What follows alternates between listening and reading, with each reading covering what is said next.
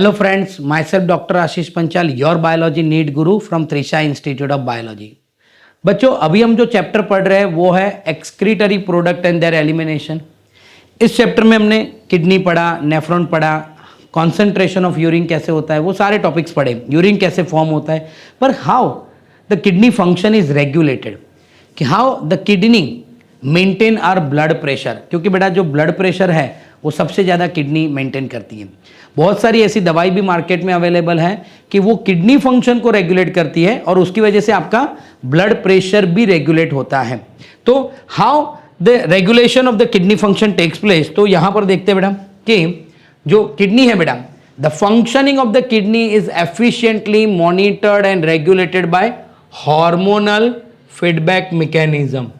वो feedback mechanism के ऊपर काम करता है। फीडबैक मैकेनिज्म का मतलब क्या है? जब भी अगर बेटा बॉडी में कोई हार्मोन बढ़ जाए तो उसको कम करना काम क्या है? Feedback mechanism. अगर कम हो जाए तो उसको बढ़ाना काम क्या है? Feedback mechanism. यानी काउंटर बैलेंस करना वो है फीडबैक मैकेनिज्म। तो तीन मैकेनिज्म इन्वॉल्व है बेटा। एक है हाइपोथैलेमस इन्वॉल्व होता है, दूसरा बेटा जक्स्टा ग्लोमेरुलर एपरेटर्स जो किडनी के अंदर सेल होते हैं, और ये है बेटा हार्ट। जक्स्टा ग्लोमेरुलर एपरेटर्स आपने पहले बेटा मैंने यूरिन फॉर्मेशन में बताया था बेटा, जक्स्टा ग्लोमेरुलर एपरेटर्स जिसमें एफरेंट आर्टेरियोल्स और डीसीटी के सेल मिल के जो पार्ट बनाते हैं जिसको हम जक्स्टा ग्लोमेरुलर एपरेटर्स बोलते हैं, जो रेनिन रिलीज करता है बेटा। नाउ यहां पर देखो अभी कि कैसे ये रेगुलेट करता है बेटा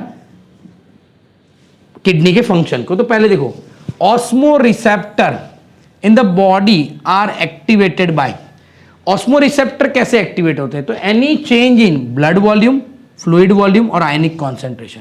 हमारी बॉडी में बेटा बहुत सारे ऐसे ऑस्मो रिसेप्टर हैं। हाइपोथैलेमस में होते हैं ऑस्मो रिसेप्टर, और हाइपोथैलेमस आपने पढ़ा होगा बेटा, hypothalamus is responsible for controlling the thrust, hunger, sexual behaviour. ये सब हाइपोथैलेमस बेटा कंट्रोल करता है। हमें जो तरस लगती है या प्यास लगती है ना, बोलते हैं ना प्यास लगती है, तो वो हाइपोथैलेमस बेटा कंट्रोल करता है। तो osmoreceptor in our body activated, osmoreceptor कैसे एक्टिवेट होंगे?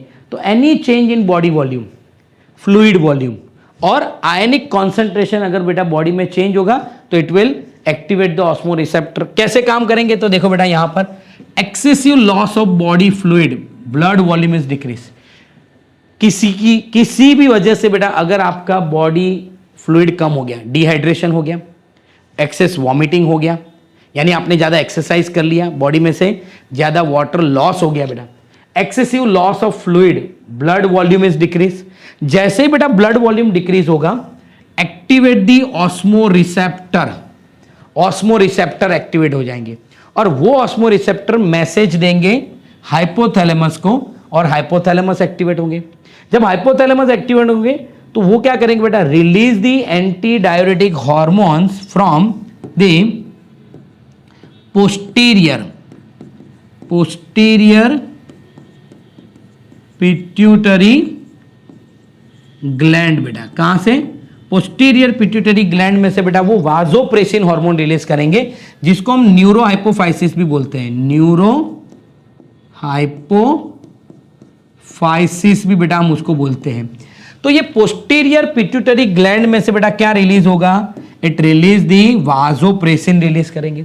अब वाजोप्रेसिन क्या है बेटा? तो वो है एंटी डायूरेटिक हार्मोन है। क्या है बेटा? Anti diuretic hormone. अब एंटी डायूरेसिस है, उसका मतलब क्या है बेटा? Increase the water and sodium reabsorption. वो क्या करेंगे बेटा? वाटर और सोडियम को रीएब्जॉर्प्शन करेंगे फ्रॉम द डीसीटी। हमने बेटा फंक्शन ऑफ रीनल ट्यूब्यूल में पढ़ा था, डीसीटी ऐसा पार्ट है जहां पर कंडीशनल रीएब्जॉर्प्शन होता है। कंडीशनल का मतलब बेटा एंटी डायूरेटिक हार्मोन की हेल्प से रीएब्जॉर्प्शन होगा वाटर और सोडियम का, and thereby increase the blood volume and decrease the urine output. यानी बेटा रीएब्जॉर्प्शन होगा वाटर और सोडियम, ज्यादा से ज्यादा पानी और सोडियम रीएब्जॉर्ब हो जाएगा तो वो ब्लड में चले जाएंगे, तो ब्लड वॉल्यूम बढ़ेगा और डिक्रीज द यूरिन आउटपुट। जैसे ब्लड वॉल्यूम बढ़ेगा बेटा, जैसे ही ब्लड वॉल्यूम बढ़ेगा, it gives negative message, it gives negative message to osmo receptor, और ऑस्मो रिसेप्टर क्या हो जाएंगे बेटा? डीएक्टिवेट हो जाएंगे, क्योंकि ब्लड वॉल्यूम बढ़ गया। जब ब्लड वॉल्यूम कम हुआ था तो ये सारी प्रोसेस हुई। जैसे ब्लड वॉल्यूम बढ़ा, यूरिन आउटपुट कम हुआ, इट गिव्स नेगेटिव इंपैक्ट और वो इनहिबिट करेगा बेटा और डीएक्टिवेट द ऑस्मोरिसेप्टर। साथ में क्या होगा बेटा, due to vasopressin constriction effect on the blood vessels contract होंगे। अब जब भी ब्लड वेसल्स बेटा कॉन्ट्रैक्ट होंगे तो क्या होगा, ब्लड प्रेशर बढ़ेगा। अब आप सोचो किडनी के अंदर ब्लड प्रेशर बढ़ा तो ग्लोमेरुलर फिल्ट्रेशन रेट भी क्या होगा बेटा, बढ़ेगा। ग्लोमेरुलर फिल्ट्रेशन रेट बढ़ेगा बेटा तो क्या होगा कि जो रेनिन रिलीज होने वाला था वो नहीं होगा बेटा। ओके, यानी बेटा ये जो मैकेनिज्म है, ये मैकेनिज्म क्या है बेटा कि अगर एक्सेसिव ब्लड लॉस हो गया, एक्सेसिव फ्लूइड लॉस हो गया बॉडी में से, ऑस्मो रिसेप्टर एक्टिवेट होंगे, हाइपोथैलेमस को एक्टिवेट करेंगे और वो वाजोप्रेसिन को एक्टिवेट करेंगे और रिलीज करेंगे।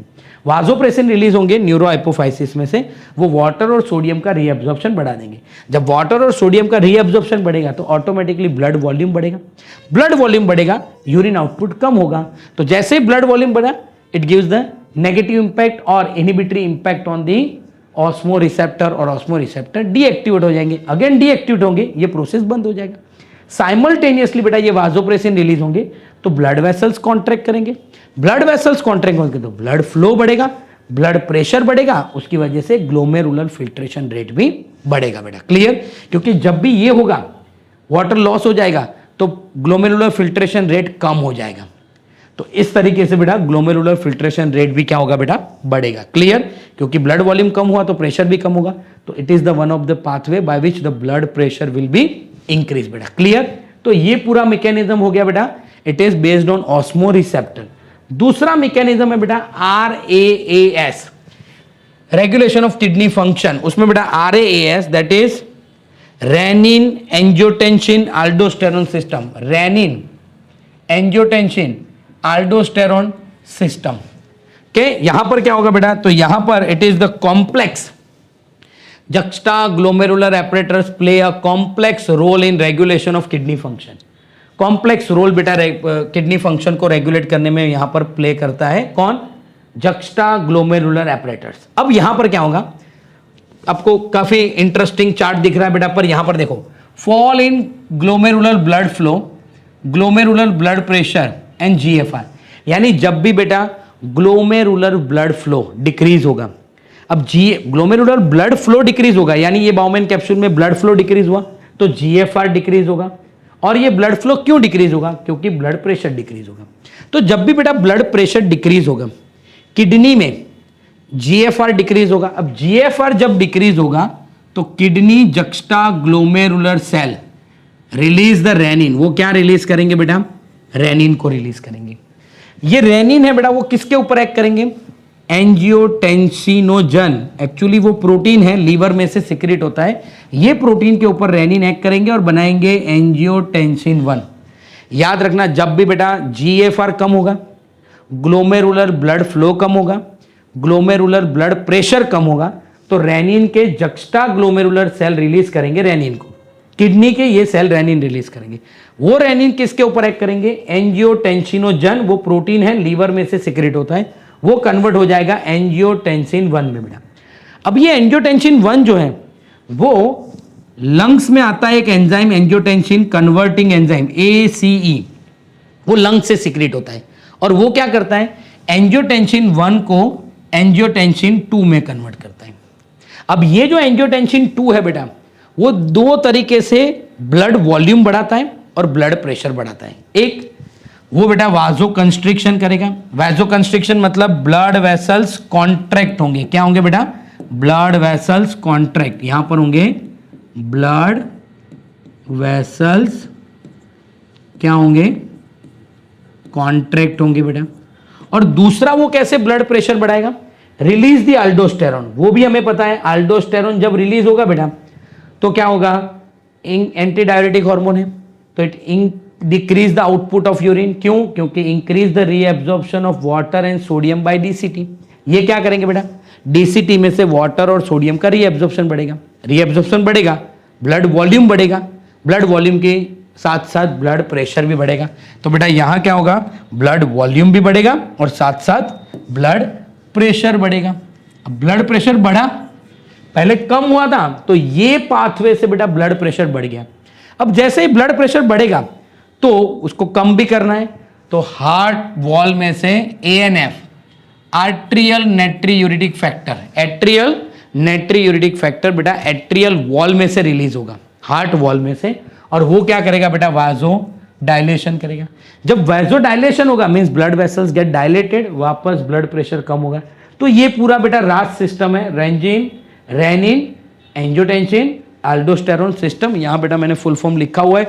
अगर बेटा आपको चार्ट का फोटो लेना है तो आप ये पूरे चार्ट का फोटो भी ले सकते हैं बेटा यहाँ पर। ओके, तो यहाँ पर क्या होगा बेटा, जब भी ब्लड फ्लो कम हुआ, यूरिन ग्लोमेरुलर फिल्ट्रेशन कम होगा, ब्लड प्रेशर कम होगा, तब क्या होगा बेटा, जक्स्टा ग्लोमेरुलर सेल जो होंगे किडनी के वो रेनिन रिलीज करेगी।